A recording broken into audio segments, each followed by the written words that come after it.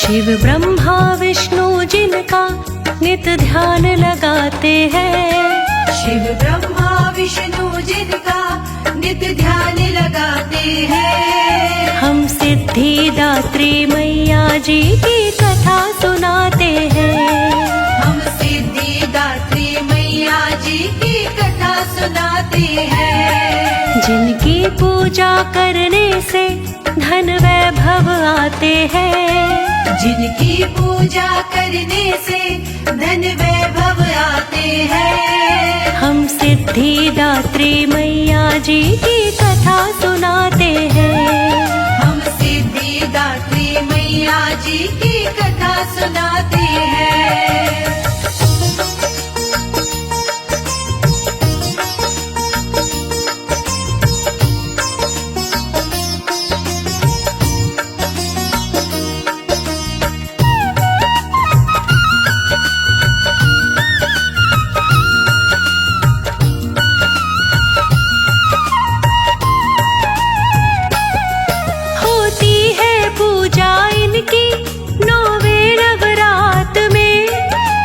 शंख कमल और गदा चक्र है इनके हाथ में।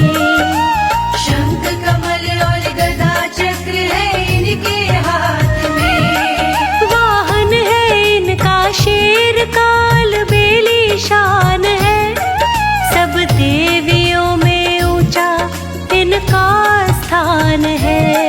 सब देवियों में ऊंचा इनका स्थान है। आसन कमल का इनका ये वेद बताते हैं। आसन कमल का इनका ये वेद बताते हैं। हम सिद्धिदात्री मैया जी की कथा सुनाते हैं। हम सिद्धिदात्री मैया जी की कथा सुनाते हैं।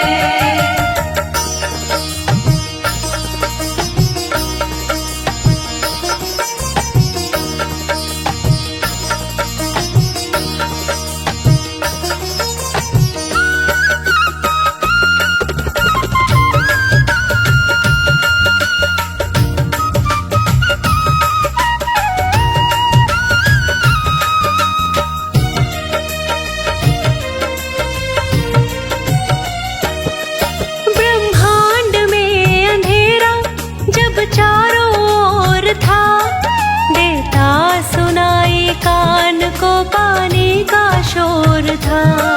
देता सुनाई कान को पानी का शोर था। प्रगटी थी तब एक शक्ति ज्योति के रूप में।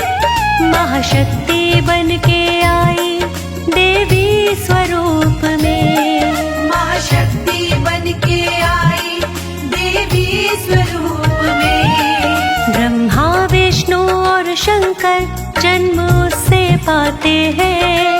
ब्रह्मा विष्णु और शंकर जन्म उससे पाते हैं। हम सिद्धिदात्री मैया जी की कथा सुनाते हैं।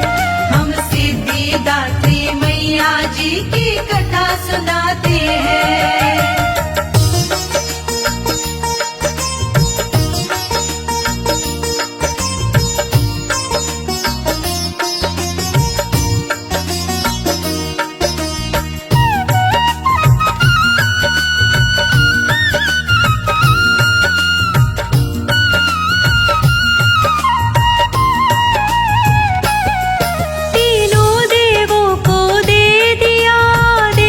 शक्ति ने मानव की रचना का दिया उपदेश। शक्ति ने मानव की रचना का दिया उपदेश। शक्ति ने सागर के तट पर जाना मिल तीनों साथ में।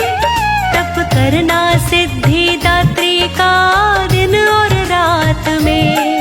तप करना सिद्धिदात्री का दिन और रात में। शक्ति की वाणी सुन के उन्हें शीश झुकाते हैं। शक्ति की वाणी सुन के उन्हें शीश झुकाते हैं। हम सिद्धिदात्री मैया जी की कथा सुनाते हैं।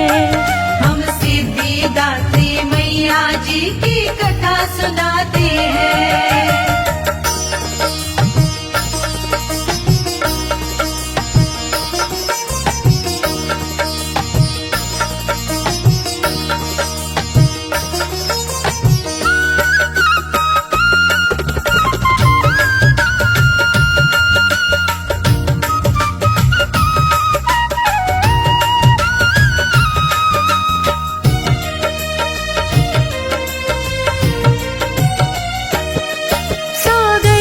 तट पे आए मिल तीनों साथ में।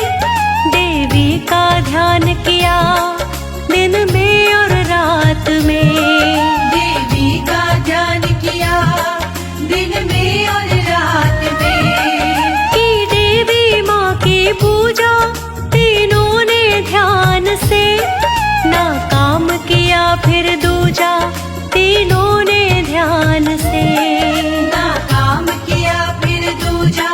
तीनों ने ध्यान से। वो खाना पीना सोना सब भूल जाते हैं।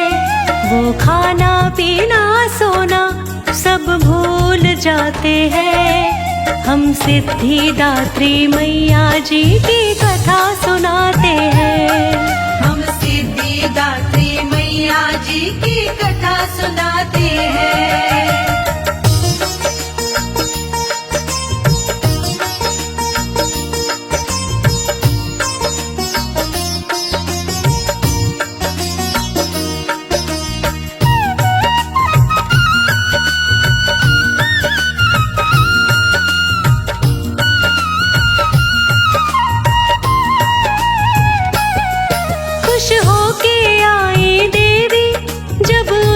सामने तब तीनों लगे उनसे वर अपना मांगने। तब तीनों लगे उनसे वर अपना मांगने।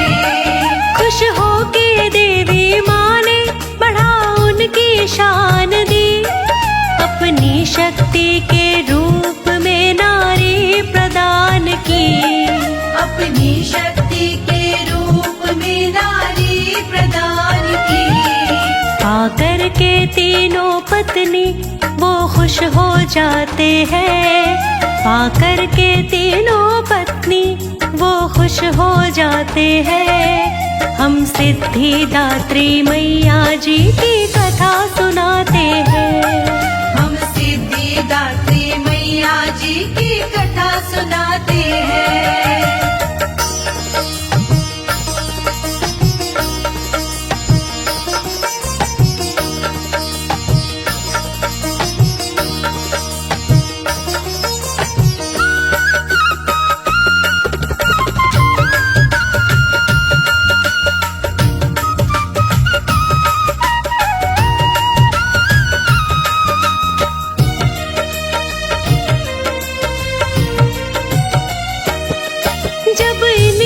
पूजा कीनी शिव भोलेनाथ ने। आठों ही सिद्धि लीनी शिव भोलेनाथ ने। आठों ही सिद्धि लीनी शिव भोलेनाथ ने। तन आधा रहा तप से शिव भोलेनाथ का। हुआ रूप अर्ध नारी तब से भोलेनाथ का। हुआ रूप अर्ध नारी तब से भोलेनाथ का। इस देवी माँ की महिमा हम जान न पाते हैं। इस देवी माँ की महिमा हम जान न पाते हैं। हम सिद्धिदात्री मैया जी की कथा सुनाते हैं। हम सिद्धिदात्री मैया जी की कथा सुनाते हैं।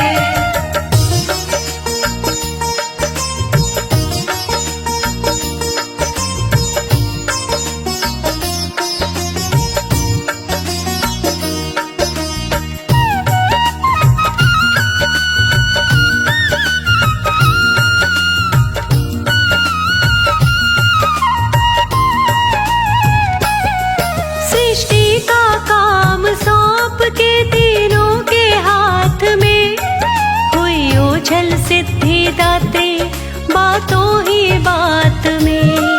हुई ओजल सिद्धिदात्री बातों ही बात में। ब्रह्मा विष्णु शिव लागे फिर अपने काम में, मानव रचना करने लगे सुबह हो शाम में। मानव रचना करने लगे सुबह हो शाम में। धीरे धीरे दानव मानव बढ़ते जाते हैं, धीरे धीरे दानव मानव बढ़ते जाते हैं। हम सिद्धिदात्री मैया जी की कथा सुनाते हैं। हम सिद्धिदात्री मैया जी की कथा सुनाते हैं।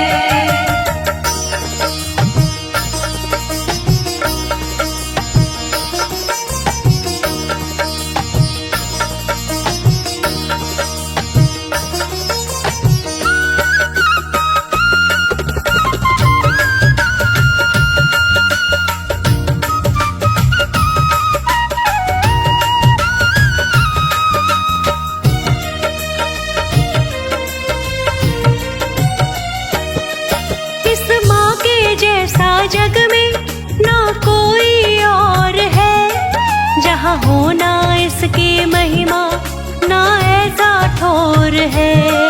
जहाँ होना इसकी महिमा ना ऐसा ठोर है। दिव्य रूप इनका और चार हाथ है, हर वक्त रहती मैया भक्तों के साथ है।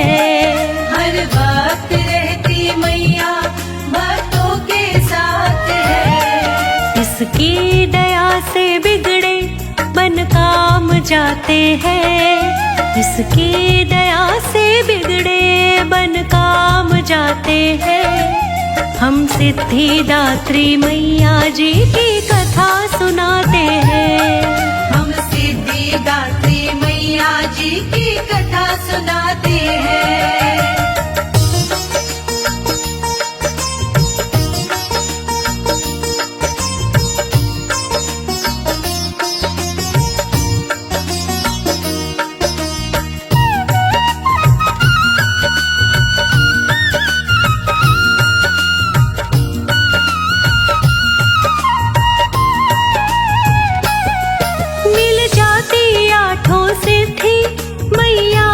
जाप से हर रोग दोष मैया रखे दूर पाप से।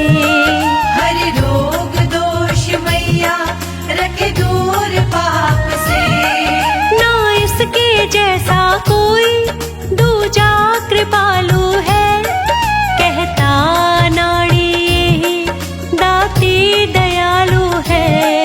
कहता नाड़ी यही दाती दयालु है। ये वर देती मन चाहा ऐसा संत बताते हैं, ये वर देती मन चाहा ऐसा संत बताते हैं। हम सिद्धिदात्री मैया जी की कथा सुनाते हैं। हम सिद्धिदात्री मैया जी की कथा सुना